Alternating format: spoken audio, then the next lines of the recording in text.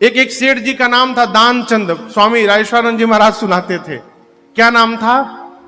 अब महाकंजूस आदमी, 1 रुपया कभी दान नहीं किया। एक दिन पत्नी ने कहा कि 5 किलोमीटर गंगा जी है, पूरी दुनिया स्नान करती है, करम फूट गए तुमसे शादी होके, ना अपने जाते हो ना हमको ले जाते हो, अकेले जाना पड़ता है। इतना पत्नी ने कहा कि एक दिन अच्छा ठीक है आज जाऊंगा। गाड़ी से नहीं गया, तेल का पैसा लगेगा। पैदल गए 5 किलोमीटर, जाकर देखे गंगा जी के घाट पर बड़ी भीड़ लगी है।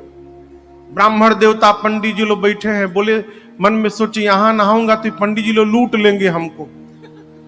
थोड़ा आगे बढ़े तो एक मुर्दा घाट था जहां मुर्दा जलाते हैं। वहां देखिए पूरा सुन्न सपाटा, कोई पंडित नहीं। बोले बस बस यही बढ़िया जगह है, एक डुबकी लगाओ जल्दी भागो यहां से। कोई पंडित जी नहीं वहां पर।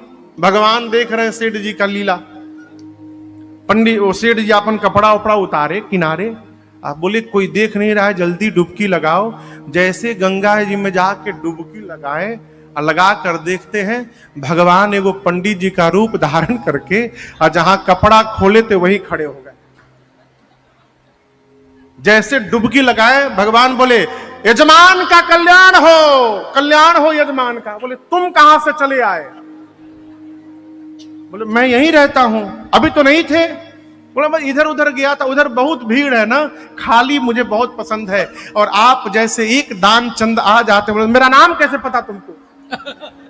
आप दानचंद हैं। आप जैसा कोई एक भी यहां पर स्नान करने के लिए कोई जीव आ जाता है, 1 महीने की मेरी व्यवस्था करके चला जाता है। क्यों इधर उधर भटकना? मैं संतोषी महात्मा हूं। अब वो सेठ सोचे अब क्या करूं। भगवान ब्राह्मण बन के बोले संकल्प करिए। तो 2 रुपए का संकल्प किया।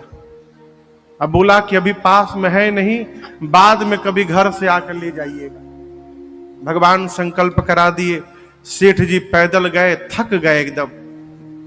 पत्नी ने पूछा कैसा अनुभव रहा? कैसा अनुभव रहा? जान बचाकर भागा हूं, 2 रुपए वो भी संकल्प किया हूं। अभी बोल के जैसे बैठा तब तक कान में आवाज आई यजमान का कल्याण हो। पत्नी गई आकर बोली किसी पंडित जी को 2 रुपए का संकल्प कराए हैं क्या? बोले आ गए क्या यहां पर इतनी जल्दी? बोले कि जाकर बोल दो बीमार हो गए हैं। जाकर बोलो बीमार हो गए सेठ जी। पत्नी गई, बोली वो तो बीमार हो गए। भगवान बोले मेरा जजमान बीमार हो गया, अब उनके स्वास्थ्य लाभ की मंगल कामना करने के लिए मैं यहां पूजन करूंगा। वहीं बैठ गए भगवान। गई जाकर बोली अरे वो तो पूजा करने बैठ गए आपकी मंगल कामना के लिए।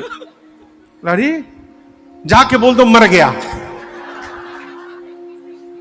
पत्नी जाके बोली रोते रोते नाटक करके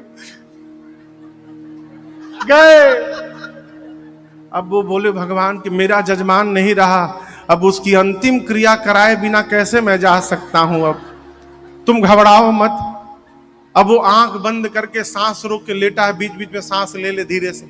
भगवान अनेक रूप धारण करके पूरे गांव में एक ही साथ दौड़ लिए, सबको बोल दिए सेठ जी मर गए।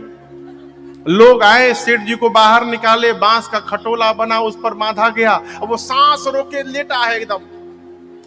उसकी पत्नी रोए मरे नहीं है।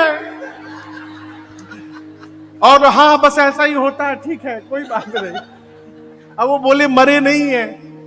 उठा के लोग उसी मुर्दा घाट पर पहुंचे जहां संकल्प किया था। वो चिता सजाई गई, वहां लिटा दिया गया। भगवान बोले अद्भुत है भाई। अब अग्नि लगने ही वाला था, तब तक भगवान बोले देखिए मेरा जजमान है, हम अपने जजमान के कान में एक मंत्र बोलना चाहते हैं उद्धार के लिए। भगवान गए सीधे कान में धीरे से बोले देखो मैं जानता हूं तुम मरे नहीं हो। सेठ ने धीरे से अरे बाप रे तो वही पंडित है। भगवान ने कहा देखो मैं पंडित नहीं हूं, मैं भगवान हूं। तुम्हारी इस निष्ठा पर मैं प्रसन्न हो गया। तो जो तुम चाहो मांग लो, मैं भगवान हूं, जो मांगोगे दे दूंगा। धीरे से आंख खोल कर बोला भगवान है जो मांगूंगा देंगे ना? जो मांगो अभी दूंगा। ₹2 का संकल्प किए थे, माफ कर दीजिए उसको आप।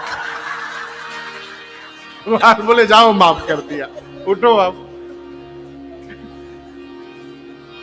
ऐसा जीवन ना हो साहब, है?